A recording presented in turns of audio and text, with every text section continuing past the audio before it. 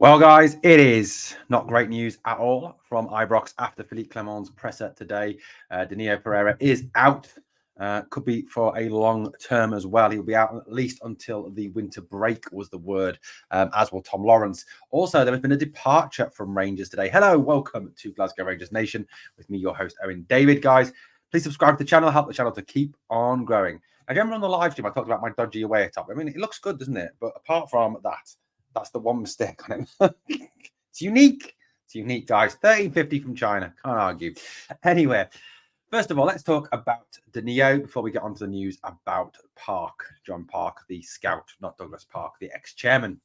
Well, it was revealed today that after a tackle on him during the Hearts game, Danilo injured his knee and will now be out for a number of weeks. Also, it was said in the press conference by Philippe Clement that he could well need surgery on that knee. Now, if that's the case, this could be a season-ending injury, which is not good for Rangers. Now, look, I know that Danilo has missed a fair few chances recently. I know there is criticism of Danilo.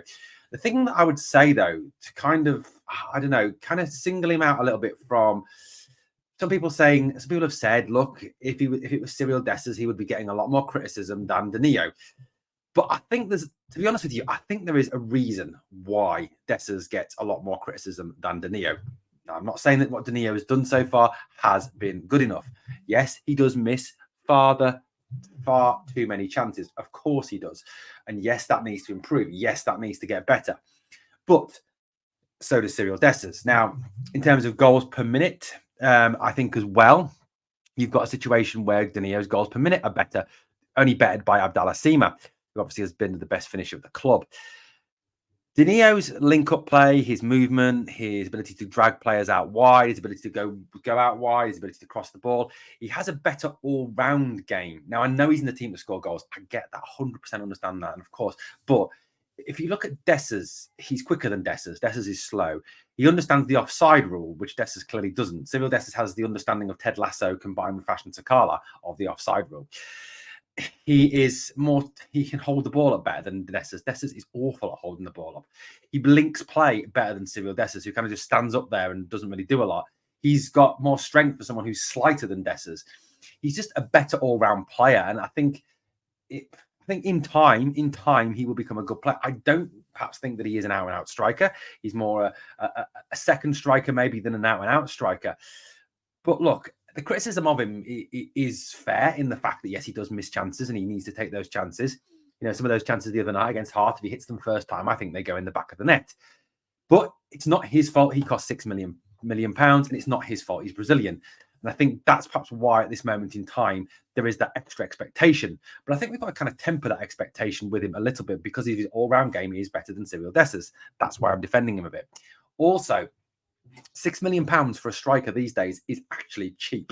And I know you will say, what? £6 million is cheap? It is these days. If you look at the prices that clubs south of the border, and I'm talking about championship clubs now, not I'm not talking about Premier League clubs. Even championship clubs are paying 10, 11, 12 million pounds for strikers, 14, 15 million pounds for strikers. Okay, they're championship clubs. You know, clubs across even Holland are paying that sort of price for strikers. So good strikers do cost an arm and a leg, and that's just a clear fact. Now, it was interesting as well today, two other comments that Philippe Clement made at his presser today was, number one, was that he was asked outright, given the injury to Danilo, is this now a priority to sign is it now a striker that we will look at in January? To which he answered yes. He then was followed up that question by being asked, is this a priority? To which he answered yes. So it's clear that the club are prioritising a striker in the January transfer window. I think that was going to be a priority anyway, given the fact that Cyril Dessers is constantly not up to the task. Sam Lammers is useless, and Kamaru is always injured. Now, another point, 2 points to make from this about Danilo's replacement. Now, it looks like it increasingly will be Cyril Dessers on Saturday, which does depress the hell out of me. Kamaru is not ready to play 90 minutes. He's not fit to start. That's what Philippe Clement himself said. Just chucking him in from the start is not going to help with his injuries. That's what Clement said. So there is clearly something not right there, as we've all known for a long time. And Philippe Clement has clearly identified that and is trying to make that better. He was also asked, I think it was by Joshua Barry of Rangers Review, about playing Sima through the middle. But he said because of the fact that he hadn't seen that in training and he hadn't seen him do it in training and he hadn't tried it in training, he wasn't going to do it because it was unfair. A lot of that, of course, down to the fact that the number of training sessions between now and games are being cut down by the fact we seem to be playing an awful lot of 3-game weeks, a lot of Saturday, Wednesday, Saturday, or Saturday, Thursday, Sunday games. So there is obviously that cutting it down and not enabling us to train properly. So look, bad news, Danilo is out. Is one thing I wish I hadn't tweeted this out now a couple of months ago. I did say, what if Danilo gets injured? What have we got? And I think most of you said nothing, to which you're right. You know, Zach Lovelace would have been a great replacement, but obviously he's out injured till January. So look, we're looking at a situation where unfortunately probably Cyril Dessers will start tomorrow. We've just got to hope that somehow he can at least, help bring the skilled players behind him into play, like Seamer, like Cantwell, and like, of course, Ross McCausland. Other news, of course, is about the scout, John Park. Now, John Park obviously is ex-Celtic. He did come to us. And when he was at Celtic, he had quite a good record with scouting. However, many people have kind of cast doubt on his ability to identify talent and bring talent to the club, given the fact that we've had some pretty disastrous transfer windows, especially the last one.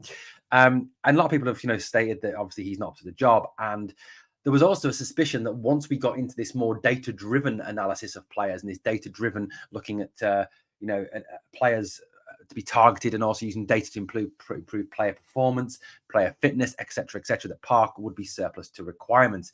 And it appears that Niels Koppen, even though he doesn't start work till the 2nd of January, has already started in clearing the decks. It was revealed today by a number of media sources that Park has left the club. Now, I know this will come as good news for some, but it's quite clear there is a drive within the club now to sort out the scouting network, to sort out the issues that we've had in the past for bringing in injured players, for bringing in players who are not up to the task, for missing out on key talent, to missing out on players that could have made a real difference, and also a real drive to get this trading model up and running. And I think that is a clear step and a clear signal that has been made by the removal of John Park as chief scout. It's obviously that Niels Koppen and the direction that he wants to go in now is been taken seriously, and the club are moving forward, all of which I welcome. It is something we need to address. And is this kind of saying, look, last window wasn't good enough and they're removing the people who were responsible for the last window? Obviously, primarily Michael Beale, but also John Park must have had a role, because there's no way that Michael Beale could have scouted all those players. In addition to that, Park also worked very closely to Ross Wilson, who had a number of Duff signings. So again, is Park now being rooted out because of his appalling record at the club? It does seem that now he has left and Rangers are moving on from him, which I just do think is good news. Well, guys, let me know what you think of these two pieces of news from our club today. Obviously, tomorrow, guys, come and check it out. We've got we'll have a team news podcast on. We'll have the live stream of the game tomorrow as we take on Dundee at Ibrox, and we've got a post-match pod in the evening when you can come on and give your opinions. Thank you so much for watching Glasgow Rangers Nation, guys. As always, please hit the sub, ring the notification bell. It's the best way. You never miss out, and it's free, guys. Free. On the way out, guys, two things. As always for me, please, come on, Rangers fans, let's do this. Number one, smash the like. And number two, never forget, we are the people.